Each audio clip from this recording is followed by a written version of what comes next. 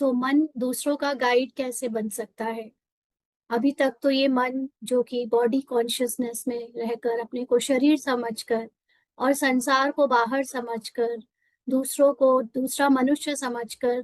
उन्हें भगवान का रास्ता बता दें, उन्हें आत्मा, परमात्मा या ज्ञान समझा दें, ऐसे समझता आया और बाहर की दुनिया में सबको घर का रास्ता बताने की सेवा कर रहा था इस शरीर के द्वारा।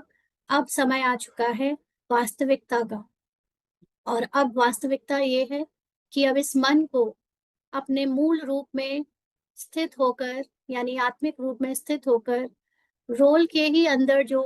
पुराने संकल्प हैं, संस्कार हैं,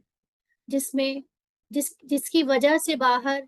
दुनिया दिखती है, क्योंकि पुराने संकल्प और संस्कार जो कि ड्रामा अनुसार इस मन में रिकॉर्डेड है, उसी के अकॉर्डिंग बाहर की दुनिया फिजिकल रूप में दिखती है। तो अब हमें अपने ही अंदर के एक एक संकल्प को, जो कि शोर मचाते हैं, जो कि ईगो से निकले हैं, कोई ना कोई पहचान से निकले हैं, अपने को कुछ ना कुछ समझ कर ही वो शोर मचता है, या वो अपने बारे में जो संकल्प या दूसरों के बारे में संकल्प आते हैं, वो लोगों की देह और देह की दुनिया देखकर आते हैं।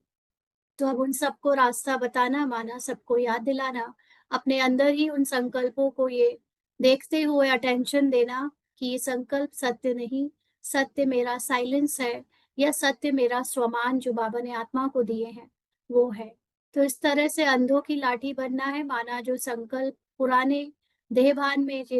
इस समय अंधविश्वास में डूबे पड़े हैं, यानी जो भी पुराने बिलीफ सिस्टम जिसको मनुष्य के कहानी ने मनुष्य की कहानी में मनुष्यों ने ही अपनी ड्रामा अनुसार स्क्रिप्ट में रचा है, अब उसको अंधविश्वास से निकालने का समय आ गया है। और अभी उनको लाठी बनकर, मतलब रास्ता दिखाना है, नॉलेज, स्वमान का, साइलेंस का, और उनको अब अपने सत्य, शांति में स्थित करना है।